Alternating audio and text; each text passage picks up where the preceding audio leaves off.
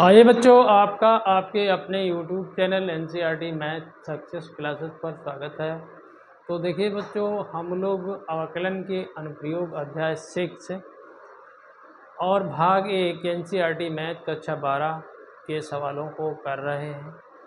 उसी के क्रम में आज हम लोग विविध एक्सरसाइज यानी कि मिसलेनियस एक्सरसाइज के सवालों को करेंगे। और बच्चों, आपको अब पढ़ना बहुत ज़रूरी है क्योंकि अब बहुत समय निकल चुका है। इसलिए आप बच्चों अब से भी अगर पढ़ाई शुरू कर देते हैं तो निश्चित रूप से आप ही मैथ के टॉपर होंगे, आपको कोई समस्या नहीं होगी। और हमारे चैनल को सब्सक्राइब करिए और जितने भी चैप्टर हमने यहाँ पर डाले हुए हैं, मतलब अपलोड किए हुए हैं, उन सभी चैप्टरों को आप विधिवत पढ़ लीजिए और रिवीजन कर लीजिए। आपका काम हो जाएगा, आपके बहुत अच्छे नंबर मैथ में आएंगे। तो हमारा प्रयास है साधारण भाषा, सिंपल भाषा में समझाने का। जिसको कुछ नहीं आता होगा वो भी हमारे इन वीडियो से समझ जाएगा। तो देखिए बच्चों, हम लोग विविध एक्सरसाइज के पहले सवाल को और न्यू सिलेबस के अकॉर्डिंग हम लोग कर रहे हैं सवालों को। तो बच्चों, यदि आपके पास पुरानी बुक हो तो उसमें आपका क्वेश्चन नंबर 2 पहला क्वेश्चन है, जो कि हमने बच्चों यहाँ पर नोट किया हुआ है और बहुत ही इम्पॉर्टेंट सवाल है, कई बार बोर्ड परीक्षा में पूछा गया है। तो समस्या कुछ नहीं होगी, बस आपको थोड़ा सा अवकलन आना चाहिए।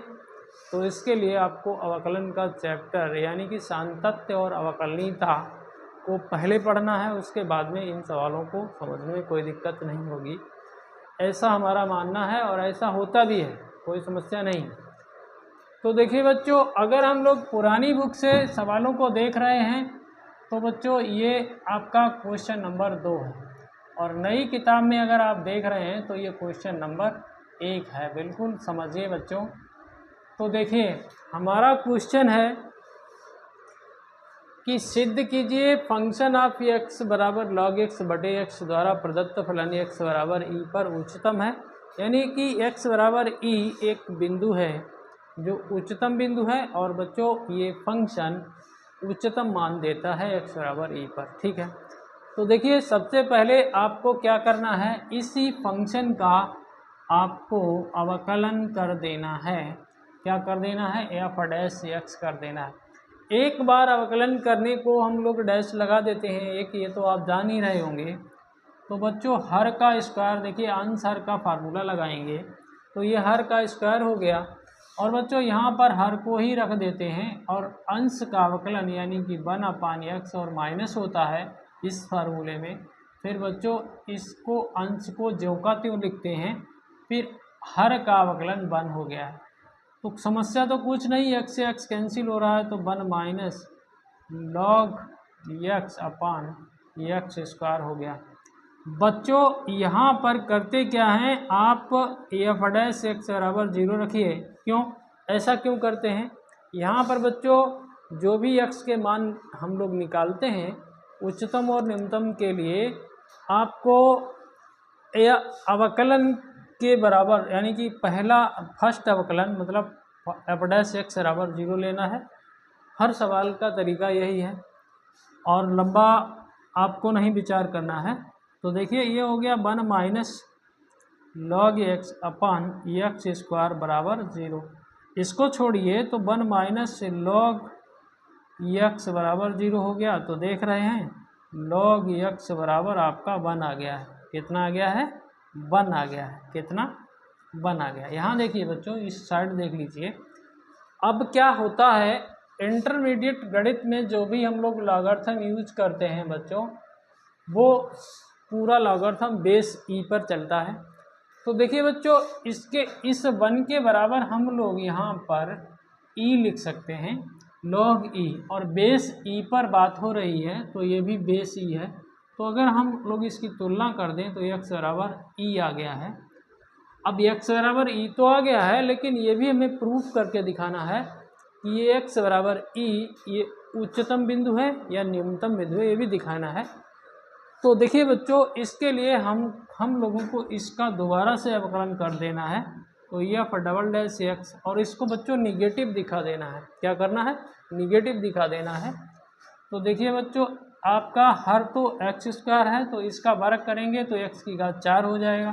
फिर बच्चों हर को यहाँ लाएंगे तो ये एक्स स्क्वायर हो गया। फिर इसका अवकलन करेंगे अंश का, तो ये -1/x हो जाएगा।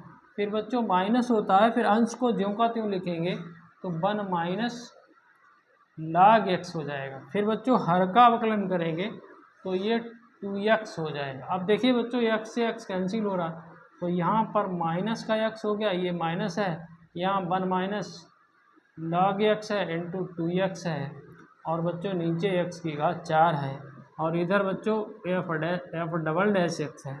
आपको x बराबर e पर इसको निगेटिव दिखाना है, ये प्रक्रिया होती है। तो बच्चों देखिए f डबल डैश x बराबर हम लोग e रख रहे हैं इसमें, तो यहाँ पर -e हो गया। और बच्चों देखिए, थोड़ा सा देखिए, यहाँ पर आप e रख देंगे तो ये log e हो जाएगा, और log e आपका 1 होता है तो 1 - 1 0 हो जाएगा, उधर का पार्ट ही 0 हो जाएगा, तो यहाँ पर e की घात 4 हो जाएगा। ये बच्चों -1/e की घात 3 हो जाए, और ये हमारा नेगेटिव है। तो इसका सीधा सा मतलब हुआ है कि f double dash x at e negative है, तो इसका मतलब हुआ x बराबर e हमारा उच्चतम बिंदु है, और जो भी ये मान देगा बच्चों वो उच्चतम ही देगा।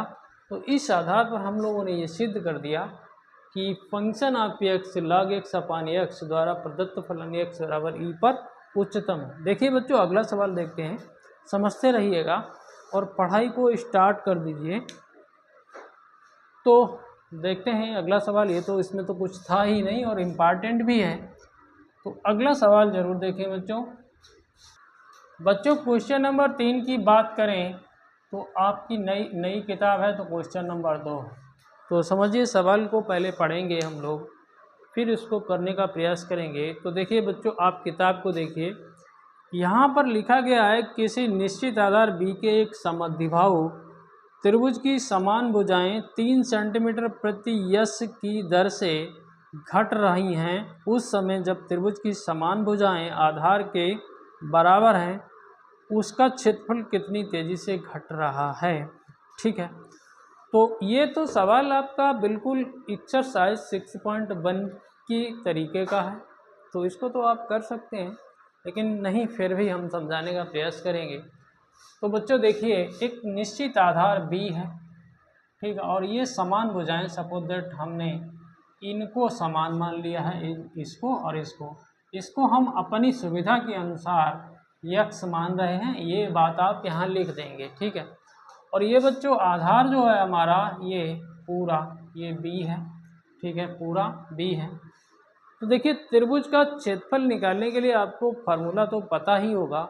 अगर हम लोग देखिए बच्चों, इसको a माने, इसको b माने, तो बच्चों त्रिभुज ABC का क्षेत्रफल अगर हम लोग निकालें तो लिख सकते हैं समद्विबाहु। देखिए समझिए आप, समद्विबाहु त्रिभुज ABC का क्षेत्रफल, अगर हम लोग a मान लेते हैं, ज़्यादातर हम लोग त्रिभुज के क्षेत्रफल को a ही कहते हैं, तो बच्चों होता क्या है, 1/2 गुणे आधार और बच्चों गुणे ऊंचाई या लंब। ठीक है, ये होता है त्रिभुज का क्षेत्रफल। तो ठीक बात है, आधार तो हमारे पास है यहाँ 1/2, आधार हमारे पास b है। और बच्चों अब इसकी ऊंचाई निकालने के लिए आप पाइथागोरस का यूज कर दीजिए। देखिए, ये आपकी आधी हो जाएगी b की, और ये भी आधी हो जाएगी, और इसको यहाँ पर d पॉइंट मान लीजिए। देखिए, इसमें आप इस ऊंचाई को निकालने के लिए आप चाहे इधर वाला त्रिभुज यूज करिए, चाहे इधर वाला त्रिभुज यूज करिए, तो आपकी समस्या बिल्कुल सिंपल हो जाएगी। जैसे हम लोग अगर पाइथागोरस लगाएं तो यहाँ पर AB² बराबर, इसको देखें तो BD², और बच्चों इसको देखें तो ये AD² है। तो बच्चों आप देखिए, जो मान दिए गए हैं उनको रख दीजिए, तो ये तो x है, x² हो गया, BD आपका b/2 का स्क्वायर हो जाएगा, और आपको AD ही निकालना है। तो देखिए, AD का स्क्वायर आप निकालेंगे तो ये देखिए इधर घटेगा, तो x² - b/2 का स्क्वायर हो जाएगा, और चूंकि हमें AD चाहिए तो ये रूट में आपका आ जाएगा x² और बच्चों b/2 का होल स्क्वायर। ठीक है, ऐसा आ गया। तो बस ये आपकी ऊंचाई है। तो एक्स स्क्वायर बी बटे 2 यहाँ रखिए और रूट लगाइए। ये अब त्रिभुज का क्षेत्रफल है, क्योंकि आपको त्रिभुज के क्षेत्रफल में परिवर्तन की दर को देखना है, तो इसका ए का अवकलन कर देना है। और बच्चों देखिए dA/dx कर देते हैं। और बच्चों ध्यान दीजिए, इसमें एक मान दिया गया था। हम ये जो भुजाएं हैं हमारी समान भुजाएं, ये दी गई थी dx/dt बराबर -3 सेंटीमीटर प्रति यस, ये दिया गया था। इसमें ध्यान दिया होगा आपने। तो बच्चों देखिए, अवकलन जब हम लोग करते हैं तो 1/2 ये तो निश्चित है ना, ये कांस्टेंट है। इसका अवकलन करेंगे तो बटे में आ जाएगा ये 2 एक्स स्क्वायर माइनस बी बटे 2 का होल स्क्वायर का रूट। फिर बच्चों इसका बीच का करेंगे तो यहाँ 2x आ जाएगा। देखिए 2 से 2 को कैंसिल कर सकते हो, 2x आ गया। और बच्चों x का करेंगे तो dx/dt और आ जाएगा। क्यों? क्योंकि बच्चों हम सॉरी बच्चों, यहाँ पर t के सापेक्ष करना था, क्योंकि बच्चों यहाँ पर जो भी हमें ये मान दिया था dx/dt दिया था, तो इधर भी हमें t के सापेक्ष करना था। गलती हो गई हमसे, ठीक है। तो अब वहाँ पर एक बात कही गई थी, जब आधार के समान ये भुजाएं जो बराबर वाली हैं, दोनों समान भुजाएं हैं, तब इसके क्षेत्रफल में कितना परिवर्तन हो रहा है, बढ़ रहा है या घट रहा है। तो हम लोग इसमें एक बात और करेंगे, x बराबर b लेंगे, यहाँ पर x बराबर b रखेंगे। तो रख दीजिए बच्चों, देखिए 1/2 और b, x बराबर b रखेंगे तो यहाँ b हो गया और dx/dt -3 हो गया। और बच्चों यहाँ देखिए x बराबर b रखोगे, थोड़ी कैलकुलेशन यहाँ कर लेते हैं। x बराबर b रखोगे तो ये b square minus b square बटे 4 रूट में हो जाएगा। 4 को इधर लाएंगे तो 3b स्क्वायर बटे 4 का रूट हो जाएगा, ये हो जाएगा ना। तो इस पर देख रहे हैं तो ये √3 × b हो गया और नीचे आपका 2 हो गया, ठीक है। कैलकुलेशन हमने कर दी है, इधर से dA/dt हो गया, थोड़ा शॉर्ट कर दिया है। तो देखिए बच्चों, आपका b से b कैंसिल हो रहा है, ठीक है, 2 से 2 कैंसिल हो रहा है। और बच्चों इस √3 से इसको भी 2 बार लिख लेते हैं, तो ये इससे कैंसिल हो गया। तो कुल मिला के बचा क्या आपके पास, माइनस का √3 × b। और इसका बच्चों मात्रक भी लिखना होता है dA/dt। तो मात्रक कैसे लिखेंगे, ये क्षेत्रफल है ना, तो इसका सेंटीमीटर स्क्वायर हो जाएगा और t समय है तो ये s हो जाएगा। तो इस आधार पर हम लोग कह सकते हैं जो क्षेत्रफल है हमारा √3b सेंटीमीटर स्क्वायर प्रति यस की दर से घट रहा है, क्योंकि इसमें निगेटिव आ गया है।